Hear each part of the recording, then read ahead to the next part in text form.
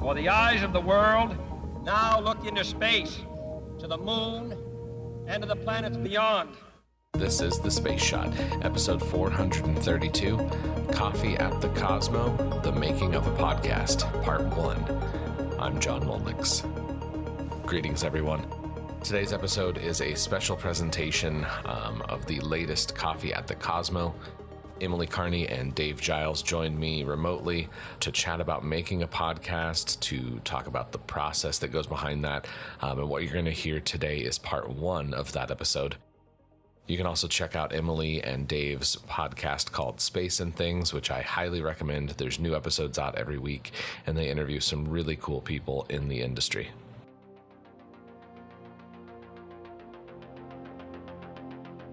This is episode 26 of the Cosmosphere Podcast. I'm your host, John Mulnix, and we are back for 2023. 2022 was a bit of a crazy year. We got moved out here to Kansas, so I'm actually in a better position to be able to volunteer in the future in person finally at the Cosmosphere this year. So we're really excited to get the year kicked off with a conversation that I had with Emily Carney and Dave Giles. They are the hosts of the phenomenal podcast called Space and Things, which you should definitely check out. This year, we've got a lot of cool things in store. There's a JWST episode coming up. I've got audio from an SR-71 Blackbird event from late last fall. And then we've got some really cool things in store for the rest of 2023. So make sure you subscribe to the podcast so you don't miss any episodes. The audio that you'll hear today is part 1 of our conversation. We didn't have time to fully go over all of the questions and answers that we wanted to cover, so we're going to be recording a part 2 in the next few days, so keep your eyes out for that to hit your podcast feed soon. Let's dive into the first Coffee at the Cosmo for 2023. Hey everybody, it's Maria, Cosmosphere's Public Relations and Volunteer Coordinator. I love working here, but before I was an employee, I was a patron-level member. Patron-level membership benefits are amazing. The introductory patron level is called Mercury. That's the level I joined. Mercury members receive unlimited museum admission, invitations to movie premieres on the Cary Digital Dome, camp discounts, so these memberships practically pay for themselves. Plus, they include a Smithsonian affiliate membership with a Smithsonian Magazine subscription, and the Cosmosphere just added a benefit for all patron members, access to Curiosity Stream, a service with thousands of exclusive educational documentaries. Patron members at higher levels receive more benefits, including up to 14 all-access mission passes, free family memberships to give as gifts, facility rental discounts, but really the top benefit for me is knowing I support a mission I truly believe in. Find out more today about how you can be part of this mission through patron membership at cosmo.org. I am thrilled to introduce 3 presenters today for our topic, which is the making of a space podcast. The gentleman who's going to act as your MC from here on out is John Mulnix, and it was his volunteer work with us that inspired me to choose this topic because he's been working on the Cosmosphere's very own podcast for almost 6 years as a volunteer. The Cosmosphere Podcast is a journey into history and science where listeners discover inspiration that can only be found at the Cosmosphere. And John is also creator and host of his own podcast. It's called The Space Shot. That's described as a concentrated dose of space awesomeness. So I hope you can check that out. And then we knew if we were going to talk about space podcasts, we had to talk about our favorite space podcast influencers, Emily Carney and Dave Giles. So they are joining us by Zoom. You'll hear from them in a moment. Emily Carney is a historian and writer and a United States Navy veteran. And Dave Giles is a singer and songwriter from London, England, who has always had a passion for spaceflight. Together, they host Space and Things, a very popular weekly podcast devoted to the exploration of space, covering past, present, and future of spaceflight. So without any further ado, please welcome John Mulnix, Emily Carney, and Dave Giles. Good morning. Let me adjust this. There we go. So 2,190 hours or 131,400 minutes, which works out to about 42 hours a week, 6 hours a day for an entire year. That's how much time it took to do the space shot for the first season when I was doing an episode a day. Now, coming up on 6 years later, there's been 430 episodes out, clocking in at over 74 hours long with hundreds of thousands of downloads all over the world. I wanted to calculate how much I've written in that time, but it's hard to get an exact amount. Writing in OneNote, Microsoft Word, randomly jotting down ideas on my iPhone as I'm reading a book or something like that. It's hard to get a handle on exactly how much I've written. But according to Grammarly, which I've used a little bit over the last few years, I'm at over 1.9 million words written between episode notes, social media content, and blog posts, which is kind of bonkers. I bring up all these numbers because the Space Shot and the Cosmosphere podcast have been a huge part of my life over the last 6 years. In that time, I've gone from being a bachelor to being married, moving from Colorado to Kansas, and I've just had a lot of life experiences happen in the past 6 years that it's kind of hard to keep track of everything. Can you hear me now? Bump the volume maybe. Or do you want me to go a little closer? Okay. So about 6 years ago, I emailed Mimi and a few other people to Cosmosphere asking if they'd like to start a podcast. Thankfully, they said yes, which is partly why I'm here today. And speaking as someone who's been in sales their whole life, being 1 for 1 on a cold pitch is pretty good. So I'll take that success rate. Maria was wanting us to talk about, what gets us out of bed and engaged with a podcast. And for me, that's just who I am. I grew up in the 90s, huge space nerd, got to watch a lot of shuttle flights, read a lot of Star Trek books, watched a lot of science fiction. So for me, that really set the foundation. I'd be remiss not to thank my parents. They owned a jewelry store in Colorado. And when I was a little kid, they paid me in an open line of credit at a used bookstore that was right next door. So I'd clean the glass and then go over and buy a book. I thought it was a great deal. Turned out all right. I'm also thankful. We had clients in my parents' shop that would deliver, I don't know if anybody remembers these, but the printed off NASA education materials that were available in the 90s. One of them literally brought a box, I think, one day, and I actually found some of those old documents when we were moving to Kansas last year. That really laid the foundation for what I wanted to do in college.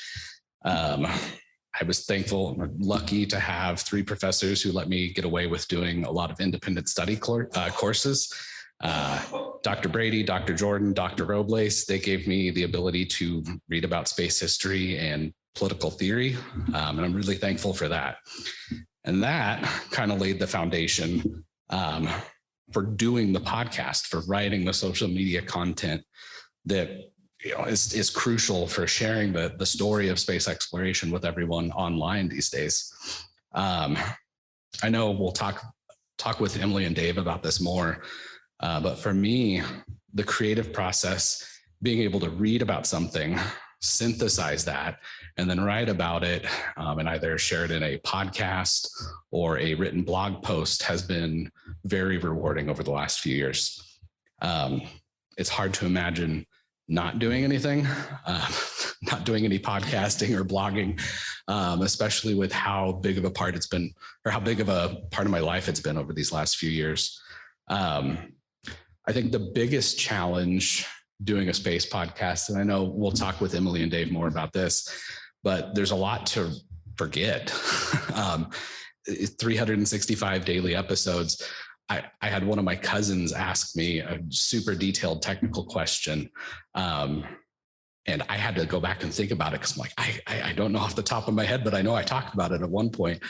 Being able to engage, with my cousin Newell, he asked me one of those questions last year, and being able to engage with people like him online, whether it's a comment on a blog post or an email. I think for me, that's been, challenging at times to get the right answer, but also one of the most rewarding things about doing a podcast. We're at the perfect time to have podcasts talking about space exploration. A lot of people think that the best years of space exploration are behind us. Mercury, Gemini, Apollo, they did amazing things, but the coolest things are still yet to come. The first Artemis missions, robotic missions, the James Webb Space Telescope. There's so much out there that we're just starting to scratch the surface on. And that's really what gets me going for doing the podcast, starting back up here in 2023. I know Emily and Dave will talk about this too. At the same time, just being able to take a moment and remember the history of where we've been too. Emily and Dave interviewed historian Francis French on their podcast, I think it was last week, and they were talking about Walt Cunningham, who recently passed away. They were talking about stories of how they met him, and it brought home the fact that, at the end of the day, these guys were heroes, but they were also human, just normal guys. Not exactly normal, but and they were sharing just some anecdotes of interacting with Walt over the years. And I was lucky to meet him just because it got me thinking about it this morning, listening to the podcast. I was lucky enough to bring Walt coffee one morning, which was pretty cool. It was my one and only experience as a busboy. I got to bring coffee to an Apollo astronaut. So again, like my 1 of 1 success rate for a cold call, I'll peek at that. That's the end of my food service journey.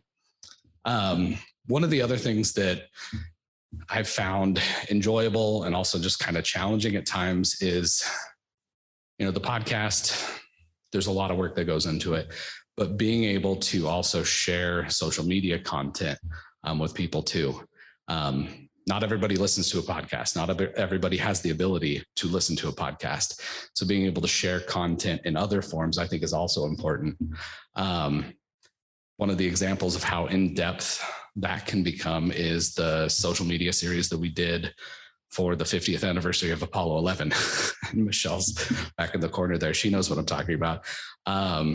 That series ended up clocking in at around 10,000 words, spread over, I think it was like 51 or 52 days, which was a blast to write. And I'm thankful that Michelle was able to help me out with that one. Otherwise it wouldn't have been done in a timely manner.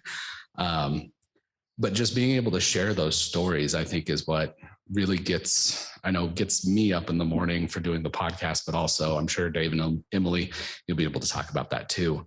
One of the other cool things that we get to do, and I'll have Dave jump in here. I had to send him an audio file. Ready when you are. Just tell me to press play. So I'll give a little bit of background. This was from an episode that we recorded for the Cosmosphere. Oh gosh, 3, 4, no, it was longer. It was before the 50th anniversary of Apollo 11, I think. I was talking with Jack about the work that's done at SpaceWorks, and we were recording a podcast episode on the flight director's console, which was, for me, pretty cool. Since I had the opportunity, I also wanted to get some very unique audio. It might sound a little bit weird, but Dave, go ahead and play it. So what you're going to hear right now is the clicks from the flight director console. So I wanted to capture some sounds of the flight director consoles before they got shipped back to Houston.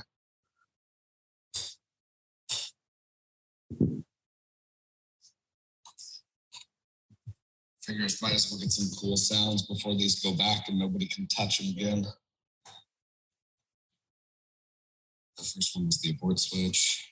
Second is going to be buttons.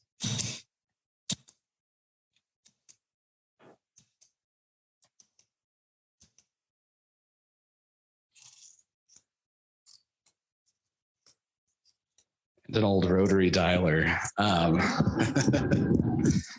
So that was one of those experiences that is once in a lifetime, and I get to share it on the podcast, which is really cool. It's why I think podcasts are one of the more personal forms, or not personal, but like just they can be unique. They can be very intimate. When I've been doing my podcast, it's literally followed me on a journey from living in different states to getting married, like, I mentioned earlier. and having the audience come along on that journey over the years, I think has been, for me, the most rewarding. It's definitely been challenging at times trying to fit in a day job and a podcast and writing and all that stuff. But, for me, I wouldn't trade the last, almost 6 years for anything.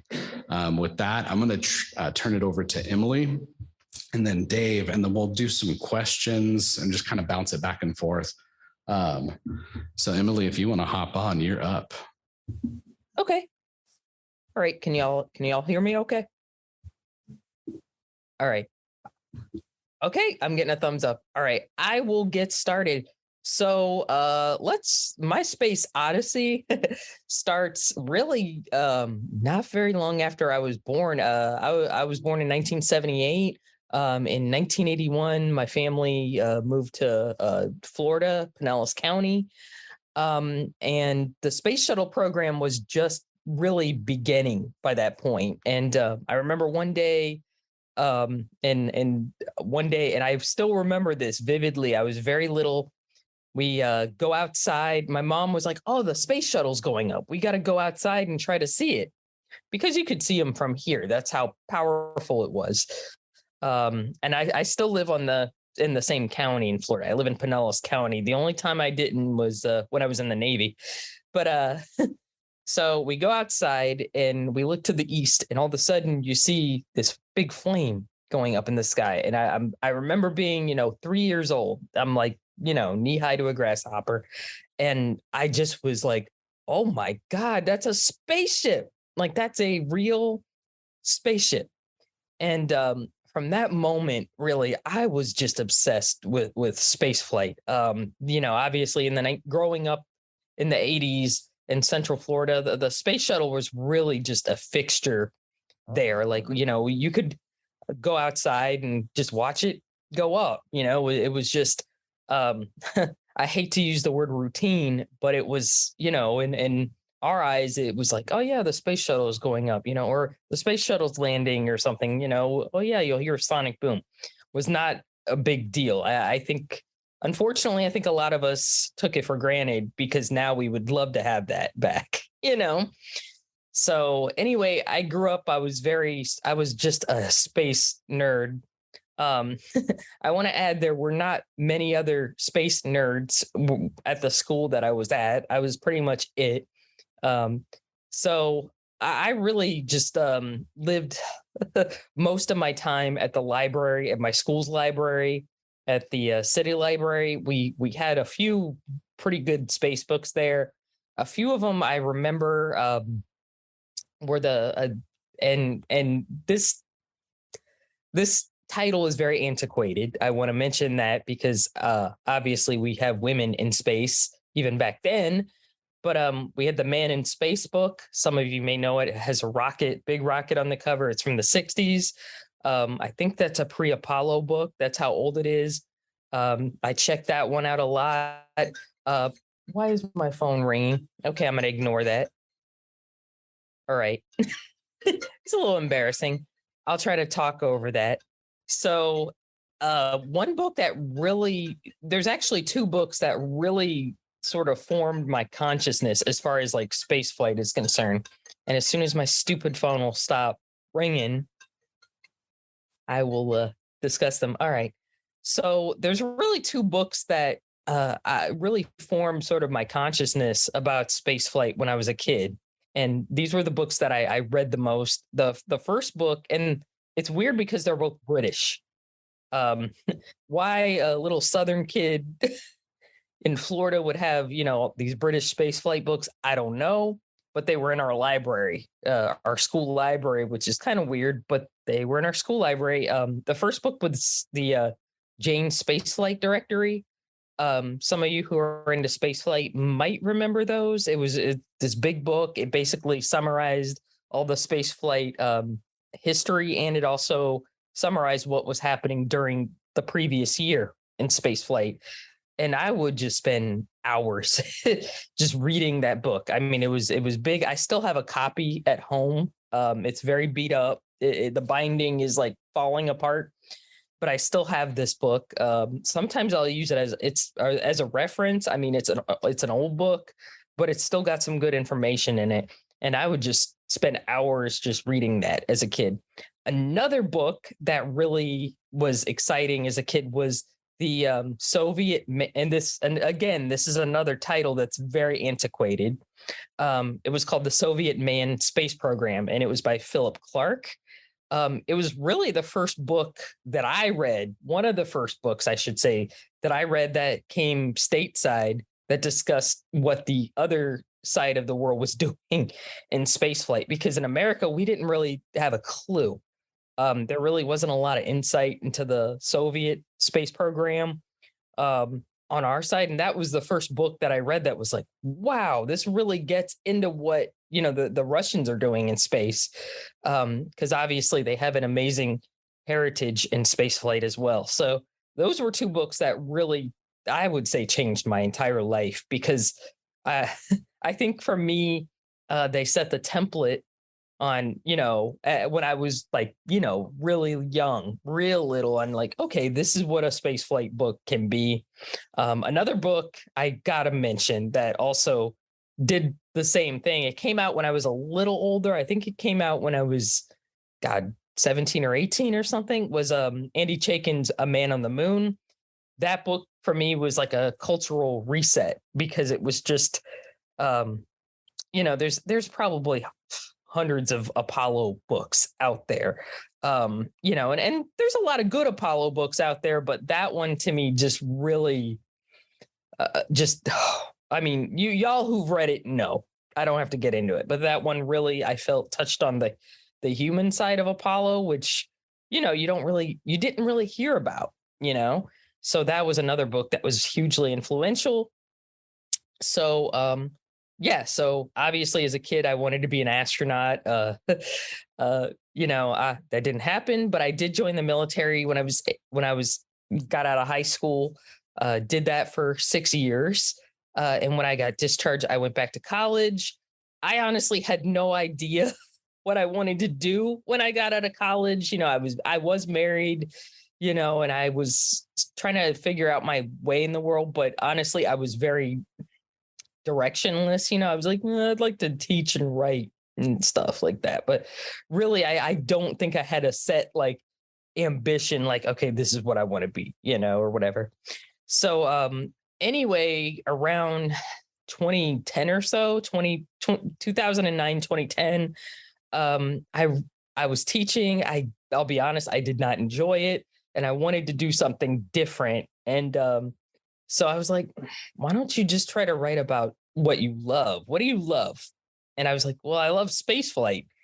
And I was like, man, nobody's going to pay you to write about that, or nobody's going to want to read about that, And I was like, well, you might be surprised. Just try. Try to do a blog about it. If you don't like it, if it stinks, you can abandon it. And I was like, okay. So I started a blog in 2010 called This Space Available. It's still up on the National Space Society website. It's still going on, which is crazy. It's been almost 13 years. It's almost a teenager now, but I did start that in 2010, and it's still ongoing. And it really, I think, I don't want to pat myself on the back, but I think it's, there's a lot of good pieces in there that I think some of them has sort of altered our perception of what we think about certain events that have happened in spaceflight. And that's really all I'll say, because some of you know which events I'm talking about. So anyway, I don't want to mention the M word. So anyway, let me try to, I realize I'm running really long here. So let me try to get to the point where we started the podcast around 2020. Obviously, the year the pandemic started, many of us were on lockdown, including me. Around the summer, I was and I want to mention by 2020, I was fairly well established, as a space historian. I'd been a guest on other podcasts. I'd done a lot of work in the field, so I was fairly visible by that point. But in 2020, like right when the pandemic was kind of starting, I get an email from Dave Giles, and I knew him a little bit from Space Hipsters. I have to mention, and this sounds very awkward, we weren't really close friends at the time. We kind of just knew each other peripherally through the internet. So I get an email from Dave Giles, and he's like, "Hey, I listened to you on, I think it was the Go Flight podcast. I really thought you were, I like what you said. I really want to do a space podcast with you. What do you think?" And I was basically like, "Okay, let's do this," and it was a big risk because I'll be honest, we did not really know each other at the time. I mean, we could have started that show. We could have hated each other's guts. I mean, it could have been like a mess, but I was like, let's see how this goes. I had a good feeling we would vibe really well. So I thought it would be, okay, it's a good risk to take. So we did the pilot episode. It went really well.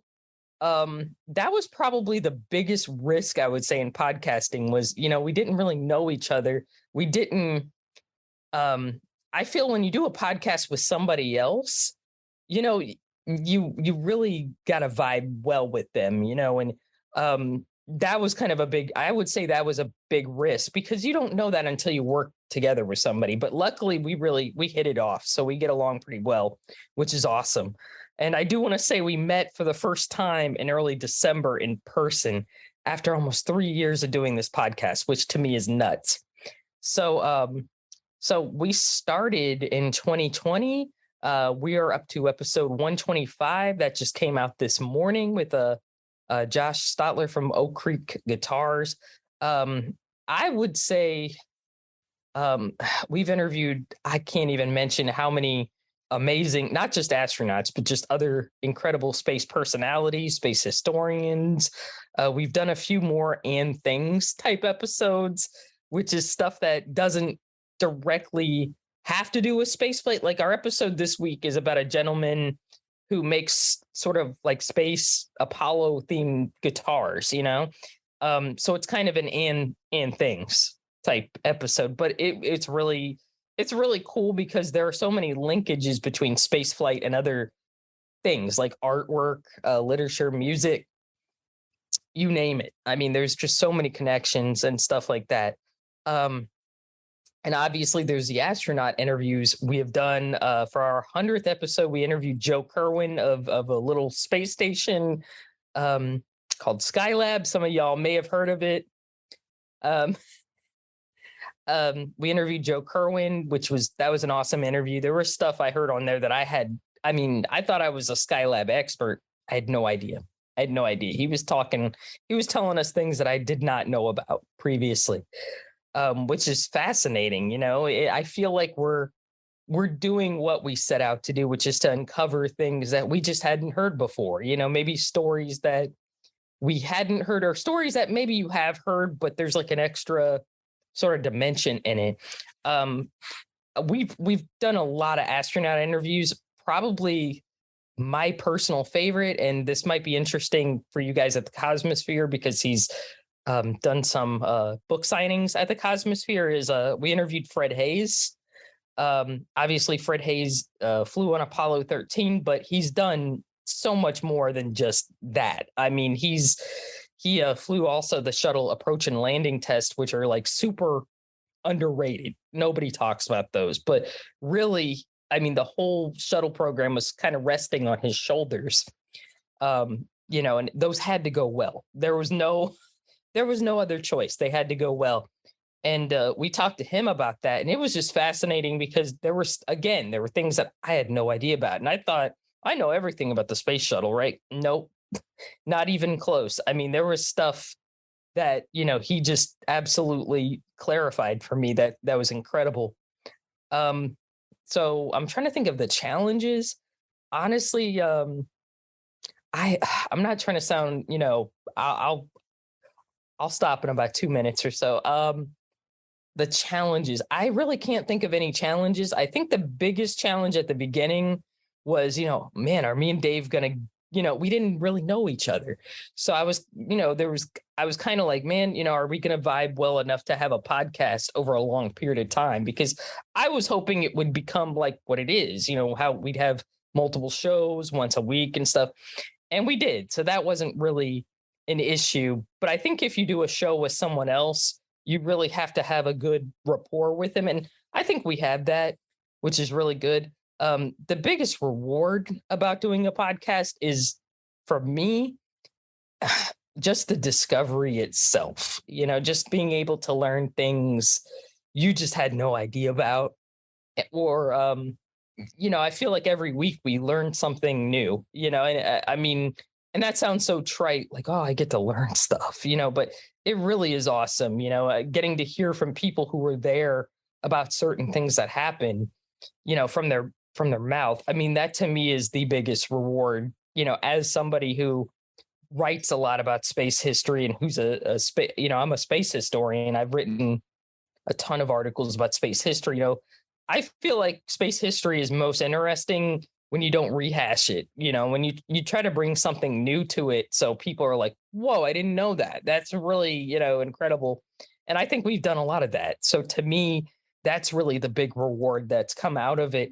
And plus I've gotten to meet, since this podcast has started, we've, had thousands of listeners, and we've gotten to meet a tons of incredible people. I'm a people person, so I love that kind of thing. So yeah, that's really all I've got. I didn't have any prepared remarks, so I just kind of spoke from the heart. But yeah, it's just been an amazing journey. I'm very lucky to be doing this show. I really love it. I hope we can do hundreds of more episodes. And that's really it. And I want to thank the Cosmosphere so much for having us on today. This is really cool. I really appreciate it. Thank you so much. And Dave, you are up. Okay. Hello, everyone. I'm Dave. I'm here in just outside Oxford in England.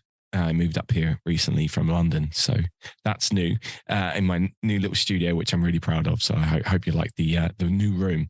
Anyway, my origin story, very briefly, would be I was massively into space as a kid. I can't pinpoint the exact thing that happened, whether it was a book in the library. I went to Kennedy Space Center when I was about 7. Apollo 13 came out when I was 10, but it was definitely before that. I was already into it then. But I think a lot of things happened around the same time, which just made me super into it. And there wasn't many kids around who were super into it. So you kind of learn to suppress it. I don't know if other people have that experience, but you kind of, in your day-to-day life, you don't talk about it much or do much about it. And then became a musician and started writing songs. And I would every now and then bring in the idea of a spaceflight theme into a song or something like that, and just gradually let people know that it was a hobby of mine, was following spaceflight. And spaceflight's become cool over the last few years as well, which is good. Again, people are talking about it more, which is great. And then Gene Cernan died in January 2017, and obviously I imagine a fair few people watching may have seen the Last Man on the Moon documentary, which I was a big fan of. Now in London, we have the Apollo 10 command module. So I went down there. I was like, right, I've got somewhere where I can go and pay my respects to Gene. I thought there was going to be a few people down there. In my head, I thought there'd be loads of people down there and we'd be having a little vigil and sharing stories about Gene. So there I do. I go down to the Science Museum in London and I get to the command module, and it's just a normal day in the museum. I'm there on my own, and don't get me started about the Science Museum and how they treat the command module. Anyway, I'm there, sitting there, having my own little vigil. I put my little rose down in front of it, which someone comes and takes away. And there's not anything up anywhere in the museum to say one of the astronauts that flew on this has died today, or any of that. And I'm sitting there and I'm getting quite angry.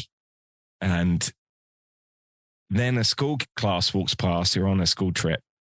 And one of the students turns to it must have been about 8 or 9 years old, turns to their teacher, "Miss, what's that?" pointing to the command module. oh, that's just some spaceship. And at that point, I stood up and walked away for fear of saying something nasty to the teacher. And it just felt like such a missed opportunity. I was really angry. I mean, one, the Science Museum doesn't treat that thing very well or display it in a good way. But for a teacher to do that on that day of all days, and them not knowing that one of the astronauts, they could have had a human story that connected everyone to that spaceship at that particular moment, which could have inspired a kid to get into science, whatever. Anyway, I got home and I wrote a song about it called The Last Man on the Moon. And then, as a result of that, when I was on tour, I started telling the story of Gene Cernan and trying getting people to watch that documentary. And I just started talking more about spaceflight. Come the pandemic, and actually, in 2019, I did a little tour around America, visiting all the other spaceships I hadn't seen. So I've seen all the Apollo, Mercury, and Gemini space capsules that flew a crew, and went to all the museums. And the Cosmosphere was amazing. Thank you very much for having me. And had a great time. So then when the pandemic happened a year later, I was looking for things to do online because as a musician, I was out of work, and I was looking for things to fundraise for my next album. And I just said on Zoom, I will do a talk about my trip that I did, my road trip, and tell people about spaceflight and all these different missions and where this journey took me. And I did a couple of these Zoom sessions, and people seemed to really like them. People say, oh, I love you talking about space. You should do a podcast. Okay, well, I've got nothing else to do at the moment. So I messaged Emily, and that's how the podcast started. And it really was like a shot in the dark. I'm not a space historian. I'm a musician who happens to have a few microphones and some production knowledge. And spaceflight is my hobby. Emily is a space historian, and it's now her job working and writing space content for a launch company. That's a very different lifestyle. And I think that's why it works. And we come from it from a slightly different angle. And obviously I've read all my space books up here. So I've read loads of space books. I've got a fair amount of knowledge, but that's one of the challenges of doing a weekly podcast. You're looking ahead at the different topics you might want to cover, but a lot of them you do fear, am I out my depth here? Do I know enough about this to talk about it? How much research have I got to do to create a 45-minute to an hour long thing, which is entertaining? And the big fear when you're doing a podcast is you don't want to just do the Wikipedia entry. You could just read off all the facts about a mission or something that happened from a website. But as Emily said, we're trying to find something that people may not know about that, or debunk something that people think is true. There's only so much of that you can do. And especially when you're trying to churn one out every week, we haven't missed a week. When you're trying to do that every week, that can become quite hard. So that's the real challenge, I think, is keeping a high content level is the word. Yeah, just keeping the quality of the content up week in, week out. And we're lucky because we've asked a lot of people to come on, and a lot of them do. And that means I have to do a little bit less research. And I feel it works well with Emily and I on the whole, especially when we're talking about the history of stuff. She gives me questions based on stuff she potentially knows the answers, and I come in with stuff that I just don't know. So I kind of have that kind of a little bit more naive questioning than Emily sometimes does. But again, that blend of the two. And that's the other challenge of a podcast, is that who's listening? Who are you aiming in at? Who are you aiming it at? And it needs to be accessible to anyone, whether they're starting out this journey of learning about spaceflight or whether they've read every single book. So sometimes I'm very aware that we may be talking about something as if, oh yeah, everyone knows that so-and-so had a head cold on Apollo 7.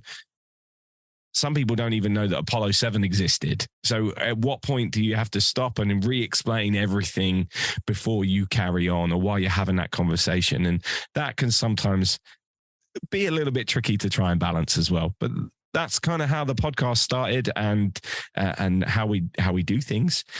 So the other main issue for me is always time.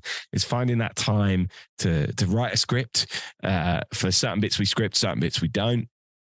Do the research, then recording, and then editing. You have to go through and edit it and make sure that I do have a little bit of a stutter. So especially when I'm nervous, I will stutter. So I have to cut all of that out to make it palatable for people's ears. Wow. Yeah, I didn't know that.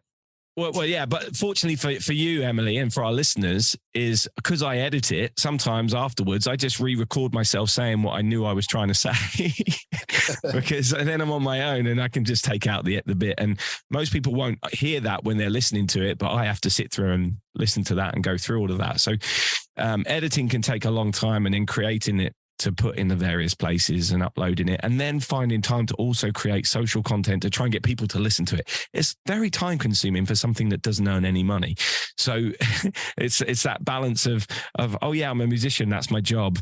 And this is something I really enjoy and really like doing.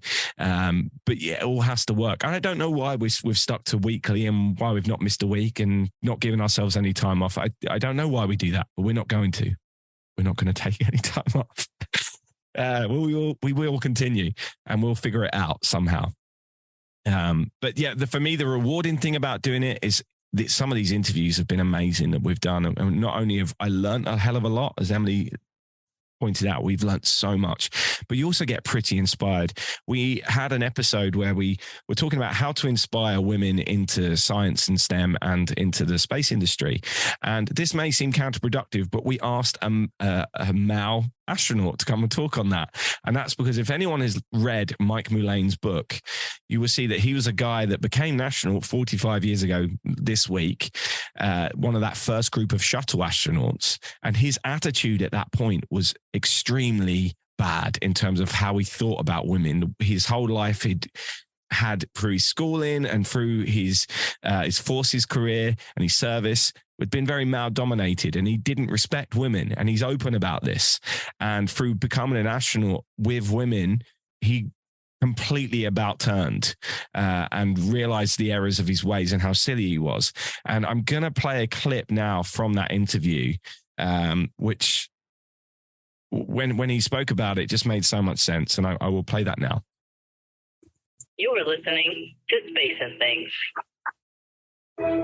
What I tell people is, you said at 75, you really start thinking about, the end. And I tell people, there's going to be a day where you're going to sit there in a doctor's office and he's going to look at you and say, you got 6 months left, or you got a year left or something. And you ought to be thinking right now in your youth that the cure for whatever it is that he's talking about was locked up in the brain of a woman or a gay person or a person of color.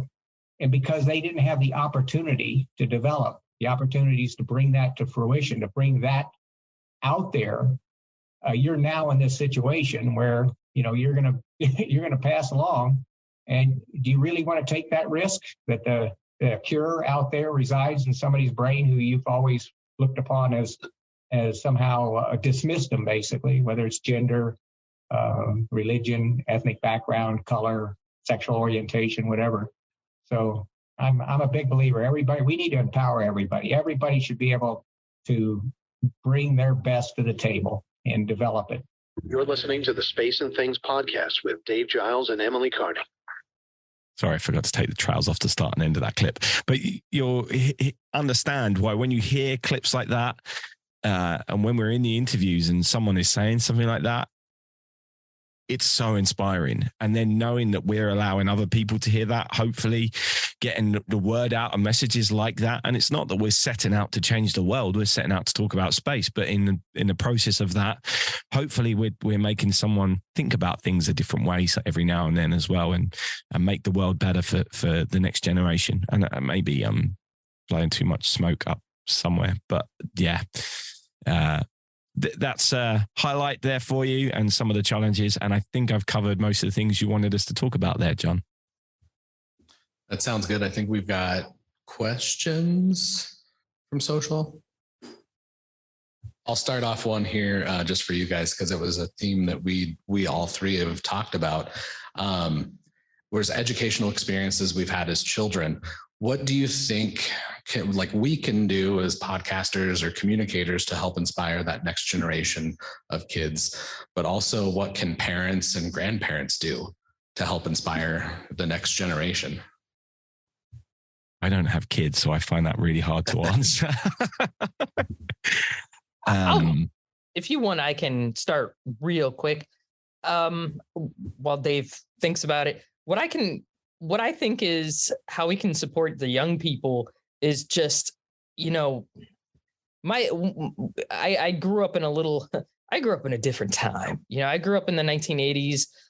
It was still a time when, if you were a girl who was reasonably good in math and science, like I was, people did not encourage that.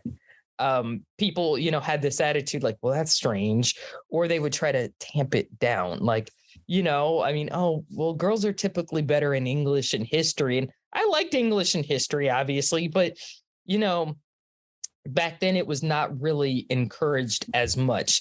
So I think, we need to, not just girls, I think we need to encourage, all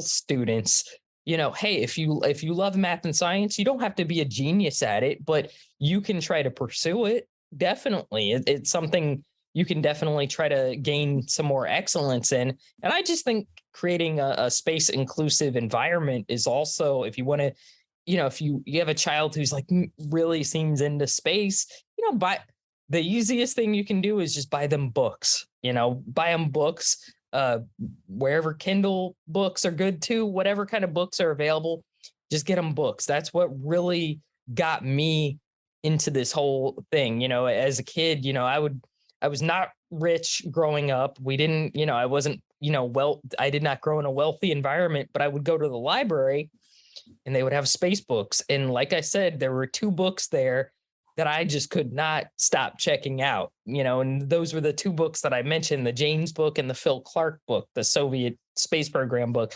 And they really changed my life. I don't think, had I not gotten those books out of the library way back then, I'd be sitting here talking to you about space right now.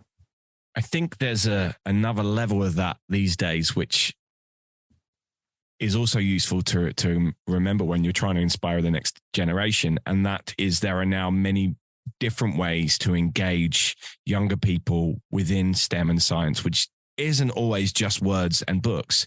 For example, Lego or whatever the latest computer games are. There's what's the one? Minecraft could easily be a way into STEM and engaging young people in different ways. It could be through playing the guitar or building a guitar, like what we spoke about in this week's podcast, which is out now. Go listen to it on all your favorite podcast platforms. But that's why I think it was important when we set up our podcast, we were Space and Things. And we have done an episode on Lego or model building or music or art or theatre and other ways that you can engage young people that doesn't have to be a book. I love books. So, of course, I'm also an ambassador for books. But there's, watching Apollo 13 was a huge one for me as a kid. Just sitting down and watching whatever movies are out or anything like that can be a great way of just lighting that fire underneath. And also, we've got all these great live streams of launches that happen these days, and some of the, especially the SpaceX, they do a great job with their live feed, and watching them can be massively inspiring, especially if they see you get excited about it. I think that's often can drag someone along. Do you want another question, or can I quickly I think Tristan's go on? got some questions via social, so I'll repeat them here. He's going to read them to me. So Sandy would like to know what the process is for selecting guests, and just kind of, what was the second part? Guests and topics. Okay, that's a great question. I know for me, sometimes it's just reaching out to people via LinkedIn sometimes. I'll let you guys think about it, but one that just pops off the top of my head is I got to interview Tori Bruno back in 2018, I think, and that was a blast. Topic wise, we kind of just meandered around. We didn't really have anything crazy set in stone other than just some general topics. So being able to interview him and just kind of have the conversation kind of flow naturally was a lot of fun. I don't know. What about you guys? Who? Oh, Tori Bruno, so CEO of United Launch Alliance. So I got to chat with him in his office in Centennial. So that was pretty cool. Very cool. I'll start a little bit, and obviously Dave can elaborate. But we do sort of a content huddle at least probably every few months. We throw out ideas that we're interested in, and we sort of then refine them, I guess you would say. But usually we have a list of, okay, this is who we would like to interview and what we would like to talk about this year. Obviously, sometimes that changes due to certain events. Sometimes certain things happen that are, so obviously and I hate saying this because it's horrible, when somebody dies, if somebody big passes away, we like to do a tribute show, obviously, and maybe reach out to somebody who knew them or interviewed them or something like that. Like, for example, last week's show was with Francis French, and he talked about Walt Cunningham because he was somebody who knew Walt, interviewed him extensively, things like that. So we wanted to do, a nice tribute show, but yeah. So sometimes sometimes I would say, and Dave obviously can elaborate, it's a organic mix, whereas, something just pops up, and sometimes it's, okay, we have this on our content list and we have this set in stone. Yeah, that's absolutely it. Are you jumping in? Oh, I just wanted to say, I know we just have a few minutes left, so I want to prep our in-person crowd. If you have questions, go ahead and start thinking of what those might be. And Tristan, if you'll just go ahead and let me know all the remaining questions online, and maybe we can batch those in while our in-person crowd is thinking of their questions. So what else do we have from our Zoom folks? And hello, Zoom folks. Thank you for joining us too. I know there was one early on that came through while Emily was talking.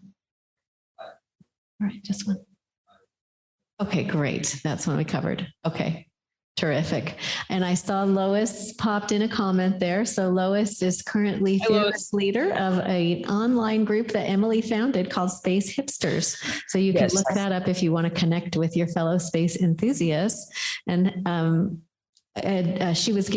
Lois was giving a plug for camps and education. So nice softball, Lois, online. Thank you. We do have scholarships available for our camps. So tell your neighbors, kids, grandkids, nieces, nephews. Cosmosphere camps are enrolling. They're around 60% full, and there are still scholarships available through the end of the month. There was a question here. So the comment was, it would be great if part of the regular curriculum was a space month.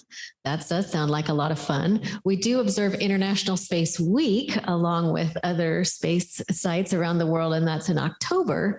So we have Space Week celebrated around the world, but the comment was, wouldn't it be nice to have Space Month in schools?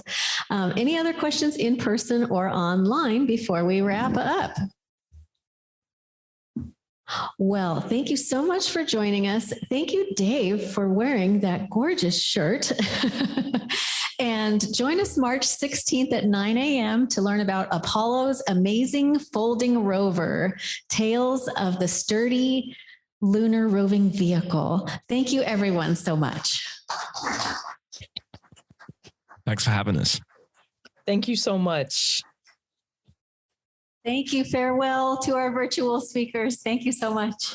And thank you to our in-person guests. There is plenty of food left, so please take some food with you. And thank you so much, John, for coming to join us in person. John, can you stick around to talk to anybody who wants to chat? So please come visit with John. He came all the way from Wichita to join us. Thank you so much, John. Thank you all so much. Thank you all for listening to the episode. We would love to hear your feedback. If you have episode ideas, questions, comments, please reach out to the Cosmosphere via social media and let them know that you've got a question about the podcast. Like I said previously, we have a lot of things in store for 2023, so we would love if you could share this podcast with your friends, family, coworkers, anybody that's into space. Thanks for listening, and we'll catch you again soon.